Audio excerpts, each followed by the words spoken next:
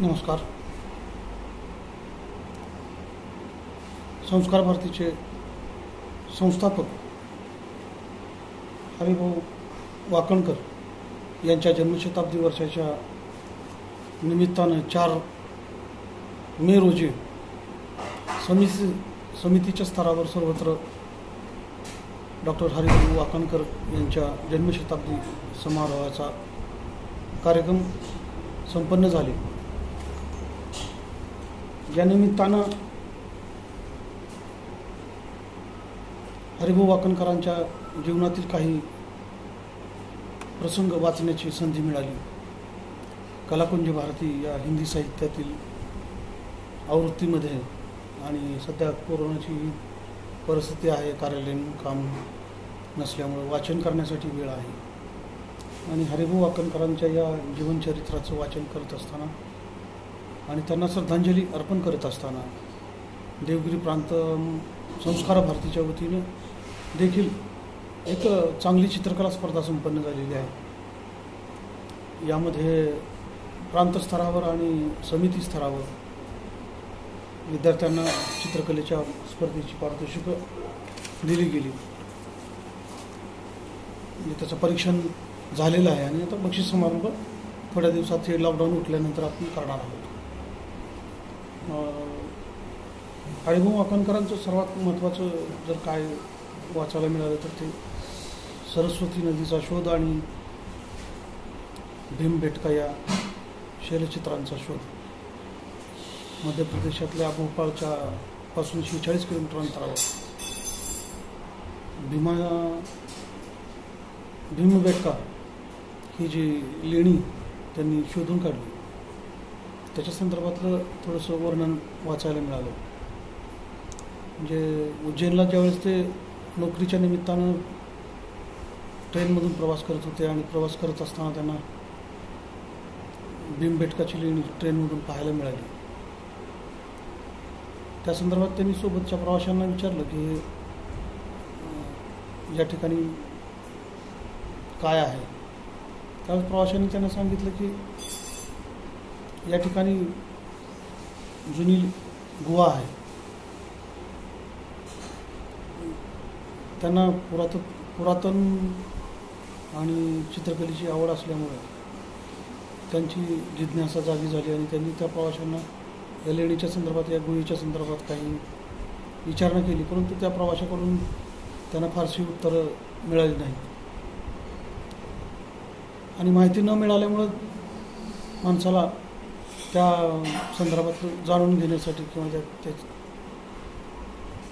त्यामध्ये काय आहे असावं या संदर्भातली त्यांची जिज्ञासा जागी झाली आणि त्यांनी या पुढच्याच रेल्वे स्टेशनच्या थांब्यावर ते तिथून उतरले आणि मुक्काम करून पहाटे उठून त्या जंगलामधून चालत चालत भीमबेटकापर्यंत पोहोचले. आणि त्यांच्या लक्षात आलं की हे खूप जुनी, प्राचीन, मोठा वारसा असणारी ही गुहा आहे, लेणी आहे.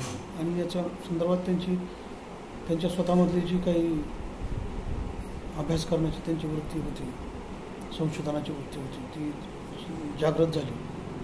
आणि त्यांनी सातत्यानं 15-16 वर्ष या शनिवार आणि रविवार आपल्या नोकरीच्या कालखंडामध्ये त्यांनी गुहेमध्ये जाऊन संशोधन करण्याचा प्रयत्न केला.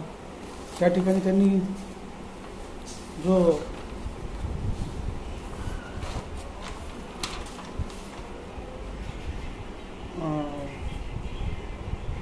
गेरूपासून लाल आणि पांढऱ्या, पिवळ्या, हिरव्या अशा रंगापासून जे नैसर्गिक रंग, त्या काळात काय अशा आज जे रंग मिळतात अशा प्रकारची कुठलीही सोय नव्हती, संशोधन नव्हतं. त्यामुळे नॅचरली जे रंग त्यावेळेस उपलब्ध होते त्याच्या साहाय्यानं तत्कालीन आधी मानवांनी त्या ठिकाणी काही चित्र काढलेली होती. त्याच्यामध्ये हत्ती असेल, बैल असेल,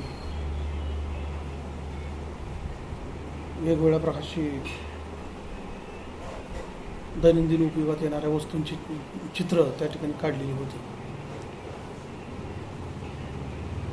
तत्कालीन परिस्थितीमध्ये भाषेचा फारसा प्रभुत्व नसल्यामुळं चित्रांचा वापर केला असावा असा एक याच्यामधून अंदाज व्यक्त केला गेला. त्याचबरोबर कालखंड जसं काळ पुढे जातो तसं स्थित्यंतर होत राहतात आणि काळाच्या ओघामध्ये काही बदल होत जातात. तसे बदल देखील त्या भीमबेटकाच्या शैलचित्रामध्ये वाकणकरांच्या नजरेमध्ये आलेले आहेत आणि त्यांनी ते व्यक्त केलेले आहेत वेगवेगळ्या ठिकाणी. पशुपक्षी असतील, युद्धाचे प्रसंग असतील, त्याचबरोबर दैनंदिन जीवनामध्ये जे काही आपण कामं करतो अशा स्वरूपाचं चित्रण त्या ठिकाणी त्यांना दिसून आलेलं होतं. आणि या भीमबेटकाचं शब्दांमध्ये वर्णन करायचं म्हटलं तर भीमाची बसण्याची जागा म्हणजे असं एक तोंडी वर्णन ऐकायला मिळतंय. आणि आणखीन याच्या संदर्भात सांगायचं म्हटलं तर सातपुडा पर्वतांच्या ज्या रांगा आहेत, विंध्याचल पर्वत ज्या रांगा आहेत मध्य भारताच्या आणि दक्षिणेकडील पठाराच्या प्रदेशामध्ये या भीमबेटकांचं वास्तव्य आहे. आणि त्या ठिकाणी भरपूर मोठी वृक्षवल्ली आहे, जंगल आहे, मुबलक पाणी आहे, त्या ठिकाणी निसर्गाची चांगली संपदा आहे, शुद्ध वातावरण आहे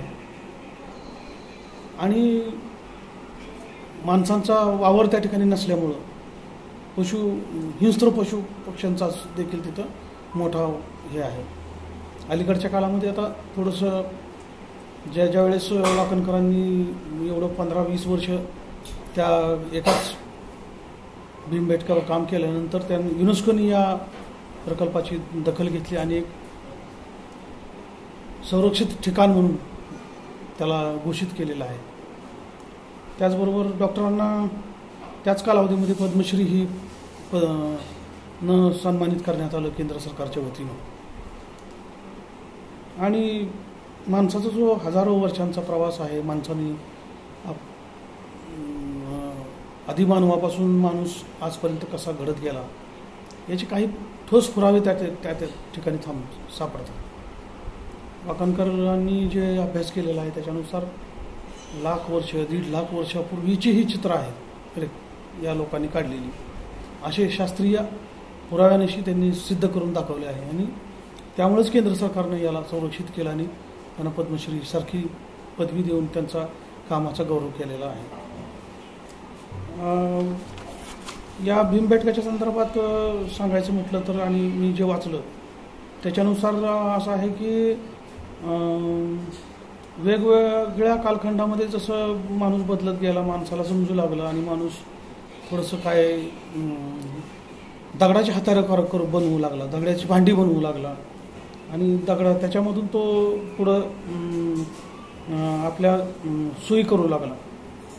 त्याचबरोबर दगडाची हत्यारं करून त्याचा वापर करू लागला. शेतीसाठी लागणारी अवजारं म्हणजे शेतीनंतर आली परंतु अगोदर अवजारं तयार झाली. त्याच्याबरोबर तसं बघायला गेलं तर म्हणजे दगडाची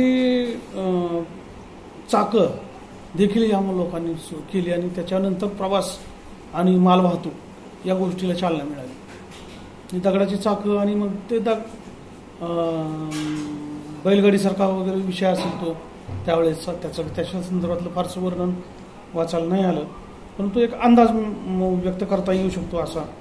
आणि मग त्या मध्य प्रदेशच्या बाजूला राजस्थान असेल, मालवा असेल, गुजरात असेल, पश्चिम बंगाल असेल, ओरिसा असेल किंवा आंध्र प्रदेश असेल, मैसूरसारखं ठिकाण असेल, या ठिकाणी ह्या सगळ्या दगडी कामाचे अनेक अवशेष पाहायला मिळतात, आजही पाहायला मिळतात आपल्याला. आपण त्या भागामध्ये गेलो तर मोठ्या दगडांपासून बनवलेल्या मूर्त्या असतील किंवा अवजार असतील किंवा रथ असतील, असे वेगळ्या लागणाऱ्या नित्योपचार वस्तू असतील, या आपल्याला पाहायला मिळण्याचं कारण असंच आहे की त्यात अत्यंत पुरातन काळी ज्यावेळेस अशा प्रकारच्या कुठलाही संशोधन नव्हतं, आधुनिकतेचा वाव नव्हता, त्या काळामध्ये दगडी हत्यारं, दगडी भांडी, दगडी सगळ्या वस्तू बनवल्या गेल्या जात होत्या आणि त्याच्यामधून पुढं माणूस जगत आलेला आहे. त्याचबरोबर हे मगाशी मी म्हटल्याप्रमाणे 2003 साली या ठिकाणाला युनेस्कोनं एक संरक्षित स्थळ असं जे नोंद केली. त्याच्यामुळं संस्कार भारतीच्या संस्थापक महामंत्री ज्यांनी काम केलं ते हरिभाऊ वाकणकर यांच्या कार्याचा गौरव होतो. म्हणजे आपल्या थोर परंपरेचा गौरव होतो. आपण संस्कार भारतीचं काम करतो. वर्षानुवर्ष आपण माणसाला जोडण्याचं काम करतो. कलाक्षेत्राच्या माध्यमातून संघटित समाजाला राष्ट्रीय प्रवाहामध्ये आणण्यासाठी थोडंसं कलेच्या माध्यमातून आपण आपापल्या परीनं काम करत असतो. आपण करतो म्हणजे आपल्यामुळेच समाज चालला अशा प्रकारची भावना नाही, परंतु एक अत्यंत कमी किंवा आपल्या क्षमतेप्रमाणे आपण ते करत आलेलो आहोत. कधी यश मिळतं, कधी अपयश मिळतं, परंतु आपण हे सातत्यानं करत आलेलो आहोत. आणि वाकणकरांच्या या जन्मशताब्दी वर्षाच्या निमित्तानं देशातल्या सर्व समितीच्या ठिकाणी वाकणकरांच्या प्रतिमेचं पूजन झालं. त्यांच्या कार्याचा परिचय नवीन पिढीला व्हावा, माझ्यासारख्या कार्यकर्त्याला व्हावा, या निमित्तानं काही साहित्य वाचण्याची संधी या जन्मशताब्दी वर्षाच्या निमित्तानं निर्माण झाली. त्याचबरोबर चित्रकलेसारख्या विषयाला देखील न्याय देता आला की तालुका पातळीवरच्या स्पर्धेचं चित्र अगदी विभाग आणि राज्य आणि त्याच्यानंतर केंद्र स्तरापर्यंत त्या एका चित्राची दखल घेतली गेली. म्हणजे कलाक्षेत्रातील चित्रकलेच्या विषयाला देखील या वाकणकरांच्या जन्मशताब्दी वर्षामध्ये मोठ्या प्रमाणावर काम करण्याची संधी मिळाली. सर्व चित्रकारांचं योगदान या काळामध्ये मोठ्या प्रमाणावर राहिलेलं आहे. मग ते परीक्षण करणारे असतील, त्याचबरोबर आपल्याला सहकार्य करणारे कला शिक्षक असतील, ह्या सर्व मंडळींनी या जन्मशताब्दी वर्षामध्ये गेल्या दोन महिन्यामध्ये सातत्यानं सहकार्य केलं. त्यांची भेटी झाल्या, संवाद झाला आणि वाकणकरांचं नाव अगदी छोट्या काक्रंबासारख्या, मंगरूळसारख्या किंवा नळदुर्गसारख्या, खुदावडीसारख्या, अंधूरसारख्या, तुळजापूरसारख्या गावापर्यंत पोहोचलं. हेच जन्मशताब्दी वर्षाचं एक उद्दिष्ट होतं की वाकणकरांचं कार्य, वाकणकरांच्या माध्यमातून संस्कार भारतीचा परिचय ग्रामीण स्तरापर्यंत, शेवटच्या खेड्यापर्यंत व्हावा, अशा प्रकारची केंद्राची रचना होती. आणि ती या कोरोनाच्या अडचणीमुळं थोडंसं शेवटच्या टप्प्यामध्ये आपल्याला अडचणी आल्या, परंतु आपण हे सर्व करू शकलो आहोत. आणि या निमित्तानं हरिभाऊ वाकणकरांना मी आदरांजली अर्पण करतो आणि थांबतो. जय हिंद, जय महाराष्ट्र.